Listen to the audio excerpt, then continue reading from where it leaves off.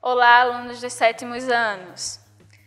Nós estamos aqui hoje para a terceira aula de Ciências. Meu nome é Delis Amanda e hoje nós vamos começar com o assunto de máquinas térmicas. As máquinas térmicas são mecanismos capazes de converter energia térmica, que é a energia do calor, em energia mecânica, energia de ação, e são produzidos principalmente pelos meios de transporte e produtor de materiais das indústrias.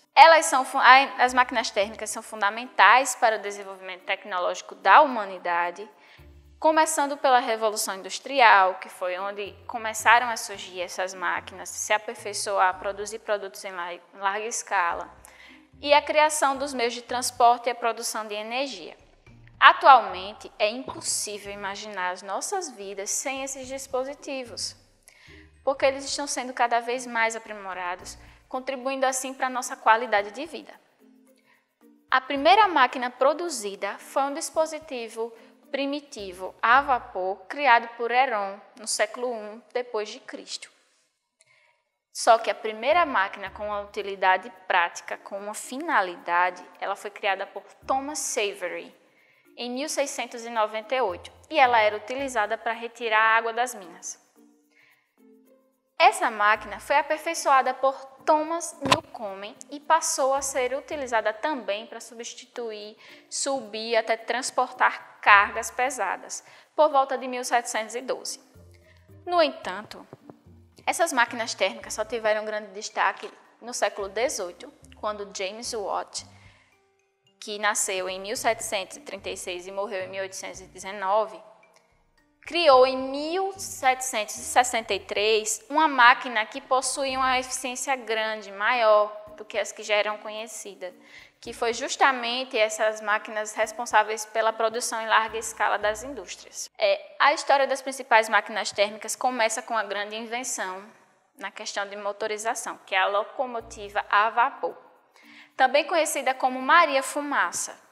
Ela foi construída por Richard Trevithick e era capaz de transportar 450 pessoas a uma velocidade de 24 km por hora, que é uma velocidade bem menor do que a gente está acostumado atualmente, mas era eficiente para transportar pessoas e até animais de uma localidade distante para outra.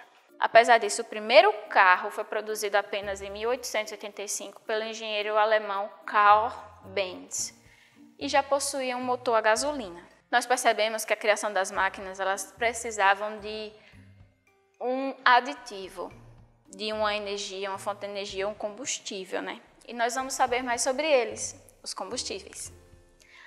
Ao longo da história, nós percebemos que a relação entre o homem e a natureza causou diversas mudanças fundamentais para a permanência da nossa espécie na Terra. E através dessa relação, o que marcou a história foi justamente a utilização de fontes de energia e combustíveis. O primeiro combustível conhecido e utilizado pela humanidade foi a madeira. Ela é considerada a fonte de energia mais antiga que se tem conhecimento, porque desde a pré-história ela era utilizada para trazer calor em tempos frios de inverno, afugentar alguns animais ferozes e até explorar o preparo dos alimentos. A exploração das fontes de energia aumentou apenas com a Revolução Industrial, pois nesse momento houve o desenvolvimento de novas tecnologias e produção de materiais em grande quantidade, sendo um motivo para buscar um novo combustível, uma nova fonte para essas produções. Os combustíveis se dividem em combustíveis fósseis e combustíveis biocombustíveis ou combustíveis renováveis. Os combustíveis fósseis são formados por compostos orgânicos que, quando são queimados, liberam gás carbônico e água. É um grande problema desde o século XIX, por quê? Porque a grande concentração de gás carbônico na nossa atmosfera vem aumentando cada vez mais, o que tem intensificado o efeito estufa, ocasionando problemas, vários buracos na camada de ozônio e até o aumento da nossa temperatura. Porém, temos uma notícia boa.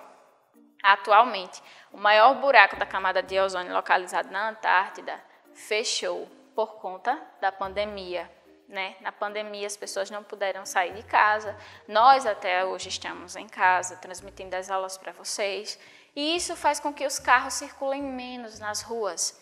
E essa emissão menor de gás carbônico dos motores resultou em uma reconstrução da camada de ozônio. Então, nosso planeta Terra está agradecendo um pouquinho nosso isolamento, não é mesmo?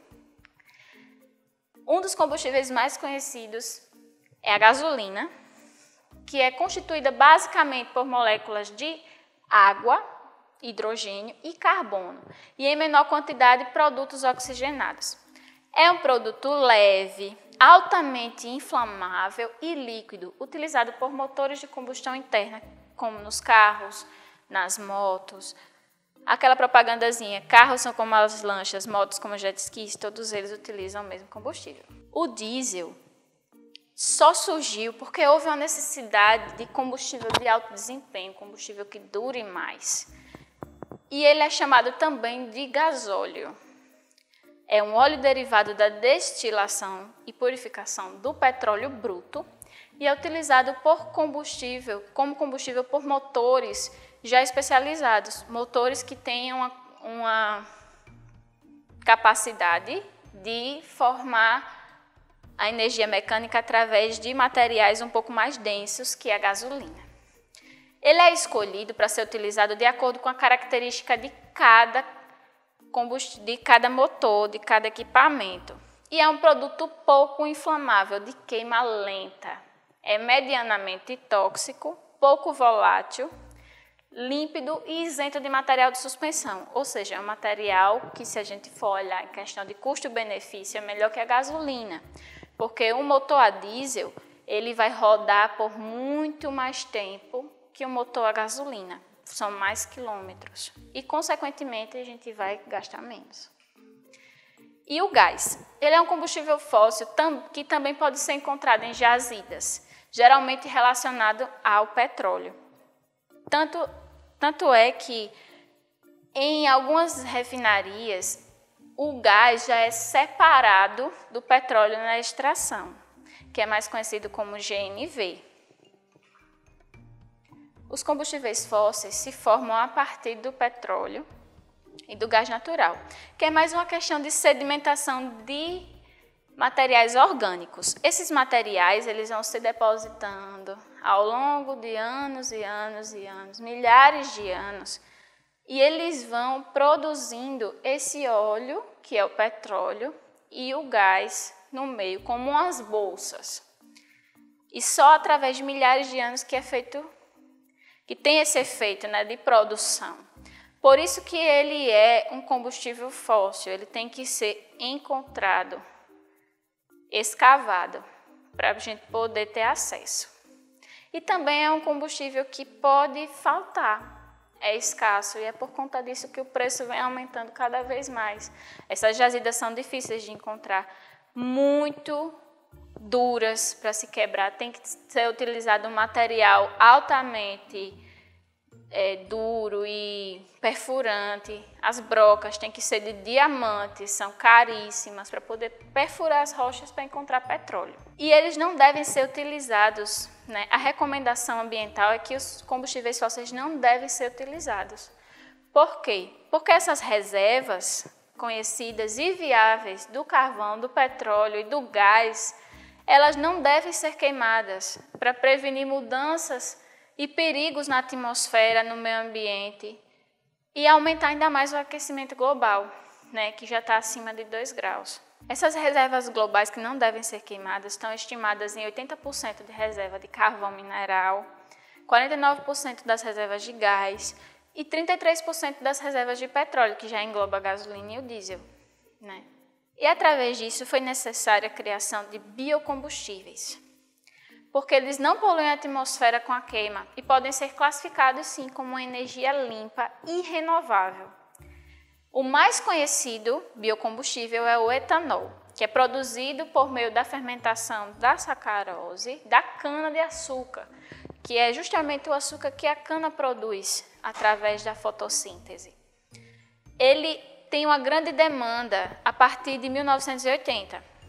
E atualmente a presença no mercado internacional aumentou gradualmente com o desenvolvimento de veículos à base de biocombustíveis, que são os veículos hoje em dia que a gente chama de flex, que funcionam tanto com álcool quanto com gasolina.